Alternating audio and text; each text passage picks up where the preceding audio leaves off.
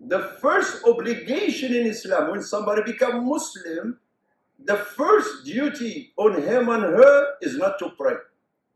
The prayer comes later on. Is not to fast, is not to go to Hajj. You know what is the first? The first fard is da'wah. Abu Bakr, he became Muslim. And he was the number one among the adults. Because we have three people that they become Muslim first. Among the young, Ali radiallahu anhu. Among the women, Khadija, the wife of the Prophet. Among the adults is Abu Bakr. Imagine Abu Bakr, he became Muslim, and next day, he brought to Islam 6 people. 4 of them among the 10 companions that they were given the glad tidings to go to Al-Jannah. Sa'd ibn Abi Waqqas, Uthman ibn Affan. Because that is, he knows what does it mean to be a Muslim. And I told the people, wherever I go, the thing that you will love the most for yourself as Muslim is to be a Muslim. I know if I ask you, anybody here ready to sell his or her Islam for $1 million? Anyone? So at least all of us will have $1 million. Anybody wants to go for $5 million? You see? So we are very rich. So if that is the case, that is the thing that I love the most for myself, I want to share it with others. Because the Prophet ﷺ said, and none of you will be a true believer until and unless he loves for his brother what he loves for himself. And brother here in the hadith is your brother in humanity. Because, subhanAllah, if we see an animal that is caught in fire, all of us, we're going to run to put out this fire and put some water and save that animal. What about a human being? If he doesn't become Muslim, God forbids, you know what is the destiny. So the da'wah is not something that we do for a week or for this, even though for the sake of arrangements, I know the logistic, we call it the week da'wah or whatever. Da'wah is 24 hours, subhanAllah, 7 days a week. One doctor, about 2 years ago, he told me that he has a nurse or something, that she's interested in Islam, she's going through a lot of problems and so on. And he said, can I bring her to you? I said, what do you mean, can I? Please, now. And subhanAllah, he forgot. And after 7 days, he called me feeling guilty. He said, Sheikh, the woman, she passed away. And he felt guilty that he didn't bring her. She could have been a Muslim, subhanAllah. So the da'wah, my brothers and sisters, it's like our blood. It's like our air. We cannot live without that. And that's why, subhanAllah, the Muslims in America didn't know this. That's why they didn't put it as priority. And we went somewhere else. That's why our condition, we are suffering, we are minority, we are this. And I tell people that, subhanAllah, if the companions, they were living in America, at least for the last 50 years, even though Muslims, they were here before that. You know, in these 50 years, at least half of the American population will be Muslims. Because that's what they do. And this is how you solve all your problems, by the way. And the challenges is by inviting people. And subhanAllah, when Mus'ab ibn Umayr was sent to Al-Madinah, the Prophet sent him to Al-Madinah to explore. Because Mecca is not the right place. Mus'ab ibn Umayr went for 2 years. That's it. He told the Prophet ﷺ, please come. The Medina is ready for you. There is no single house in Al-Madinah where there is at least one Muslim. Mus'ab ibn Umayr, he works on that. So when the Prophet came, the majority are Muslims. That's it, the Muslims become in charge without war, without fight, without nothing. My sisters and my brothers, I want to share with you this statement that subhanAllah, I still have it in my phone. Usually I delete everything, I don't keep anything. But this one, subhanAllah, it's very important that inshallah you keep it in mind. This Islam, sometimes why we are not excited, why we don't give it to others, why we are not excited about it, why I don't feel that joy of Islam inside me. Because subhanAllah, we need to appreciate this. You are Muslim, and I am Muslim without effort. Sometimes we don't even thank Allah for that.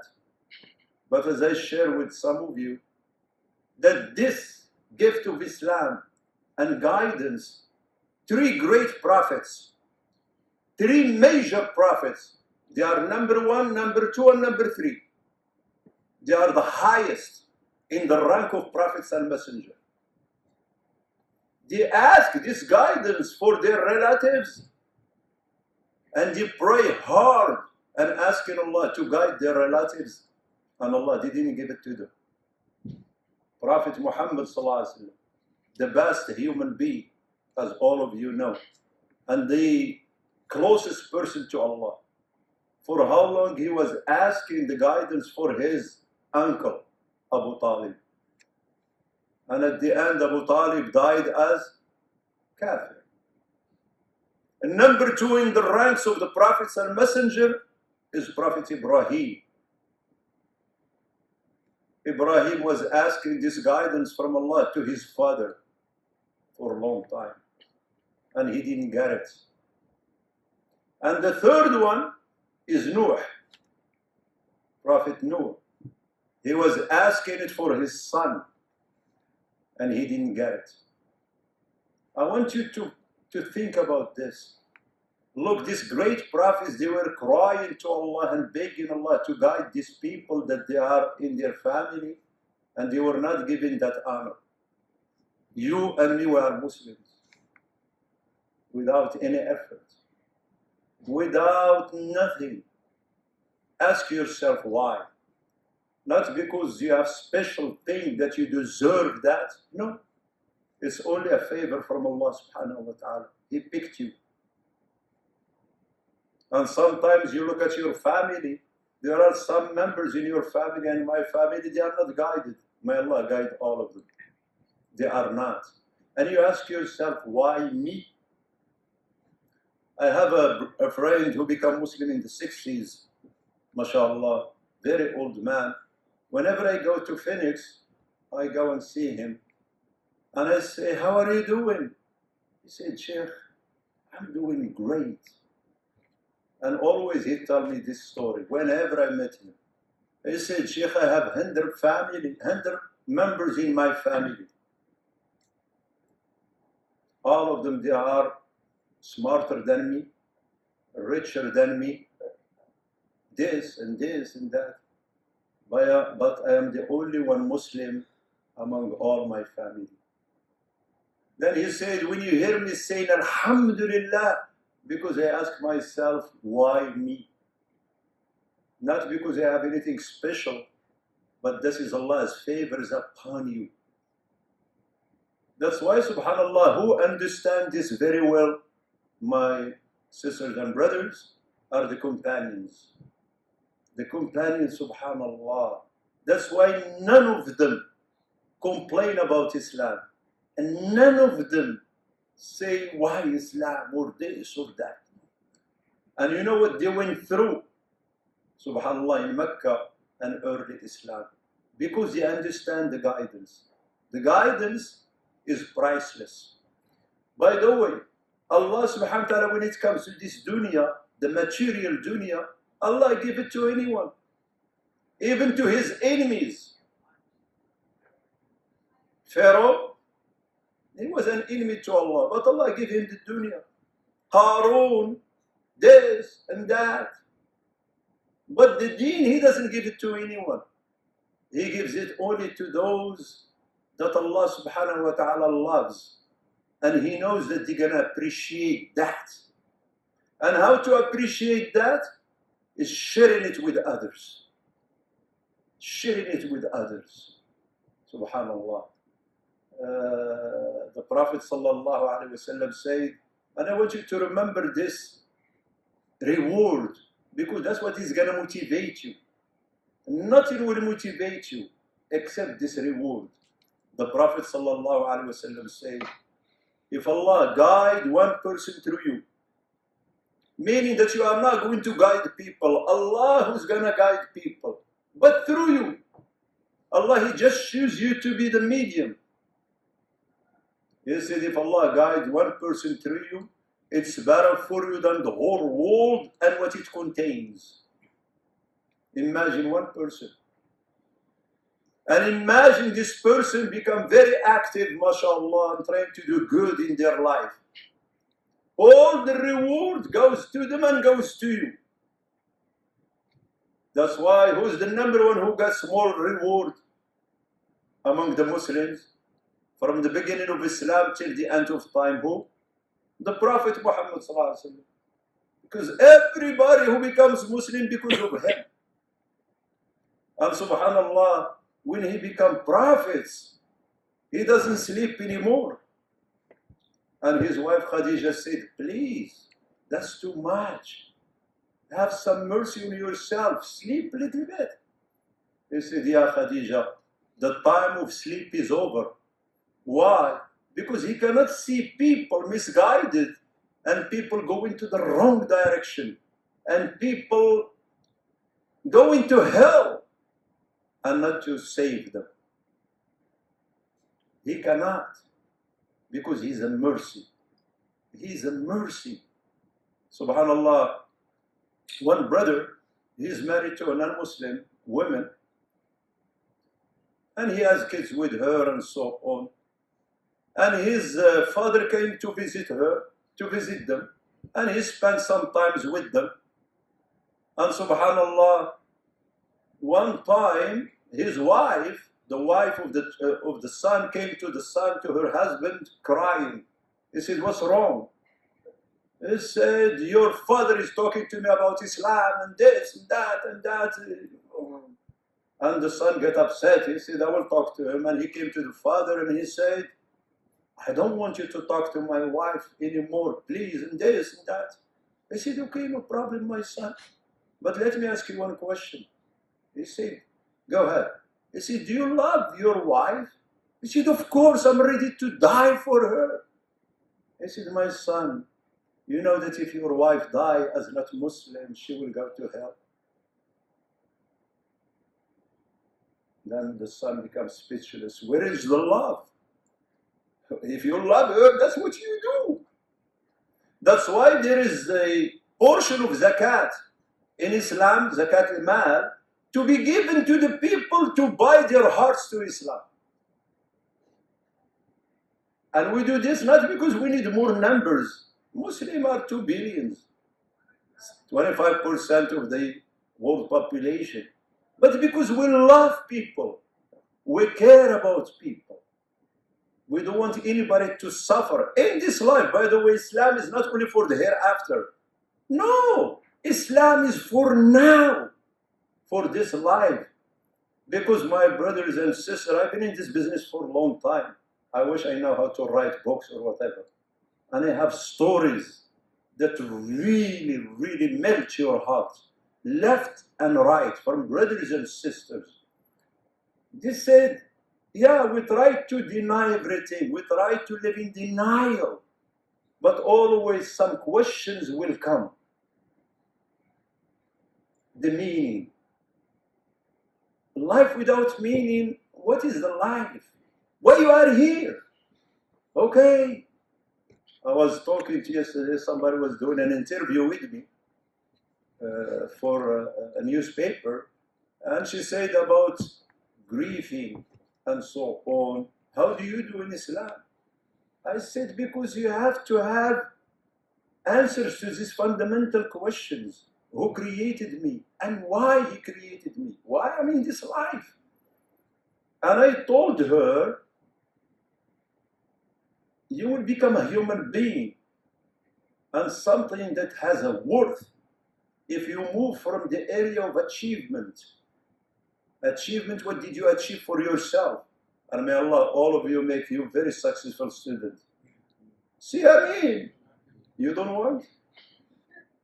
Why you are here in this building and in this stuff, and inshallah you graduate with A+. And after that you're going to have family, and you have to achieve for your family. That's great, but doesn't make you a human being. What makes you a human being when you move from the area of achievement to the area of influence? You are influencing the life of others. And here you start living life. Because then what? Ask the person, I'm going to have this, then what? Then what? Then what? Okay. Because this life is not forever. It's short. And you're going to go to the real life, eternity, that you live for good. There is no more sickness. There is no more old age. There is no more death. There is nothing problem-free in Al-Jannah, inshallah. So, all this comes through da'wah. And I tell people, and I want you to take this from me, please, you can forget everything I said and everything I will say in the next 5-10 minutes, but I want you to keep this in mind. Please, please. And most of you know this, especially the brothers. For you, from now till inshallah, you live this life. People are two groups. That's it. One group are called the Muslims. And the rest of the humanity, they are what? Potential Muslims. That's it. Potential Muslims. Imagine we adopt this concept. Either Muslims, potential Muslims. And that's why sometimes it breaks my heart that Muslim, when they speak, we have the Black Month. Which one? I think this month, huh? February. So what does it mean? And I'm not talking about non-Muslims because they don't know. But if you are Muslim, what does it mean, Black Month? Against whom? The whites. Or this, or that, or that, or that. And kafir, and this, and that, and this hate. For a Muslim who understands Islam very well, we have Muslims and potential Muslims. Everybody is candidate to be a Muslim. That's why when I go to many places to help them with building a masjid, and I see the project that they are buying small place, I said, no, I'm not going to help you. He said, why? I said, what do you mean buying this small stuff? He said, but Sheikh, we are only few Muslim families. I said, you don't understand Islam.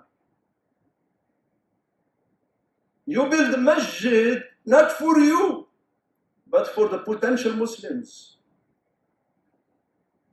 Because in next 20 years, 25 years, a lot of people in the neighborhood will become Muslims. Where are they going to go? And now the real estate is a little bit cheaper, according to now, because it's going to go higher and higher. Imagine if we have this way of thinking, that this 8 billion, 2 billion are Muslims, 6 billion are potential Muslims. And there is no exception. The only exception that you cannot give da'wah to and don't waste your time with him is a shaitan. That's it. He's the only one who has no chance to become Muslim. But everybody else is a potential Muslim. And don't judge people but what you see, because you don't know what's in their hearts. Umar ibn al-Khattab, the third man in Islam, mashallah. This man, in Mecca, the Muslims, they used to talk about him. And they said, Umar will never become Muslim until his donkey will become Muslim. Because really, when you read his life and you study his life, he has nothing to do with Islam, far from Islam. And he was ready to do the worst things ever a human being can do. What? Huh? Killing the prophet. You remember the story? He decided, that's it. I'm going to go kill him. And subhanAllah, from his house to the house of the Prophet ﷺ, he became Muslim. So there is no one, my brothers and sisters, that he is not potential. And if we have this attitude, then we have now love and mercy for people. Anybody, wallahi, sometimes I feel bad and guilty, like I'm in the plane or something, and I didn't give da'wah. It's our problem, because shaitan works on us and he makes us inside scared. No, be careful, we need to be this, we need to be that, and so on, and you lose the opportunity. May Allah subhanahu wa ta'ala give us that strength of the heart that we can share with others.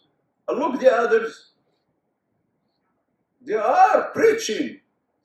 Sometimes, you know, those young people who graduate from high school, they go to Africa on their own for 2 years in a place that you and me will not go, because it's very dangerous, because a lot of diseases, a lot of this, famine and so on. And they go to preach because they were raised to save people. And we, my brothers and sisters, we have the truth that really makes sense to the mind and the heart of the people. And you see now people, why they are becoming atheists. Why? Because there is nothing to get anymore from what they used to know. And now they become atheists because we are not presenting to them the alternative. People from more than one God going to zero. I said, please, why you don't check one before you go to zero? Become atheists because everything else doesn't make sense. One time, one person, he was almost 60 years old, a Christian, and he entered the masjid and he came to my office and I said, are you the imam? I said, yes. I said, I have one question for you. I said, what? He said, can you tell me about Islam? So I told him about Islam. Islam is the religion that God has. He has only one religion. This Islam started by Adam, or from Adam till the end of time. It means that you submit yourself to the will of God according to the teaching of the Prophet of your time.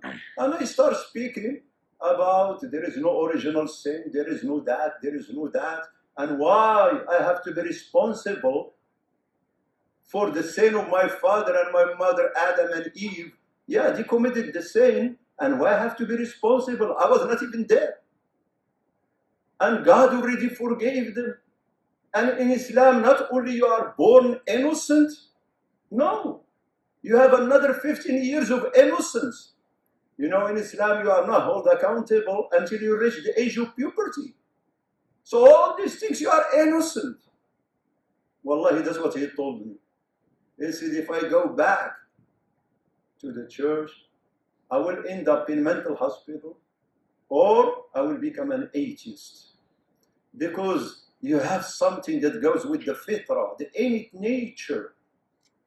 And subhanAllah, people every day we ask this question, what attracts you to Islam, what this, what that? And everyone has special story that tells you that the future, by the way, and I will leave you with this, the future is for this religion, not because I'm a Muslim, because this is the reality. The question comes, are we going to have this honor and be the tools to guide the people or not? That is the question. Otherwise, you will see, because Allah's promise in the Quran that was given to the Prophet ﷺ is not fulfilled yet, where everybody is gonna become Muslim. It's never happened in the history of Islam. It's going to happen. So the question comes, I want to be part of this honor and get some reward of guiding one person, even if he is not guided or she's not guided. I did my job. I have one woman, she used to come to the masjid, and really, she is very knowledgeable in the religion, Christianity and Judaism. She was a Jew. And I talked to her and this and that. And wow. And she told me, Imam, don't waste your time with me. I will never become Muslim. And I told her, I have a feeling that you're going to become Muslim. She said, no, you are dreaming. Okay. After a while, I didn't hear from her. I don't see her anymore. Then, after 6 years, 7 years, she called me. And she said, Salaam alaikum. I said, wa alaikum salam. She said, do you remember me? I said, no, I'm sorry. I said, are you sure? I said, no. I said, wow, ooh, where are you? I said, I'm in New York. Okay, what's going on? She said, I become Muslim. I said, I told you. Because you can tell, subhanallah, even sometimes people, they might not like it or whatever, for many reasons. And it's something that you need to study. Because before you give da'wah, you need to know people. What are the obstacles? What might prevent them? What? You will be surprised that some people, only small obstacle, this is blocking them from becoming Muslim. When you get to know people and you invite them, inshallah, they will become Muslim. So my brothers and sisters, you have this opportunity. You cannot stay here for 4 years and you leave without having an impact. No. For you, at least one person that you share with him or her this beauty of Islam, this thing that will give them the happiness of this life. Wallahi, my brothers and sisters, Allah has two paradise, two Jannah, one on this earth and one on the hereafter. All of us, we think about the hereafter, this is the last one, the final one. But there is another one here. And you get it from within. Has nothing to do with outside factors. Outside factors will not give it to you. Because if outside factors gives you this Jannah, this happiness, Allah is not fair. Imagine his happiness comes through money. What about poor people? Imagine happiness comes through health. What about sick people? Imagine happiness comes because you get married. What about people who cannot get married? Imagine happiness comes because of children. What about people that they cannot have children? So Allah subhanahu wa ta'ala, He put it in a way because that fits His mercy and justice. That happiness has to do with something within you, inside you, regardless of the outside circumstances. And this is the faith, the Islam. So please, I don't want to make it too long, but I want to inspire you and myself that subhanallah, come and put the effort. And beside the effort, when people are coming, some of you, and this is my suggestion, some of you, few brothers and sisters, just to sit in a corner and making dua. Oh Allah, open their hearts to Islam. Oh Allah, make the brother or sister speaking to them, touch their hearts. And that's it. And if somebody become Muslim, all of you will share the reward. And I hope my brothers and sisters, your heart felt what does it mean a reward. If I tell you if somebody become Muslim, I'll give you $10 million, all of us will be excited. Some of us even may quit study. But if I tell you that the Prophet ﷺ said, if Allah guide one person through you, it's better for you than the whole world and what it contains. It means there is no price for it. And I will conclude with this story. One of the Muslim companion women, she became Muslim.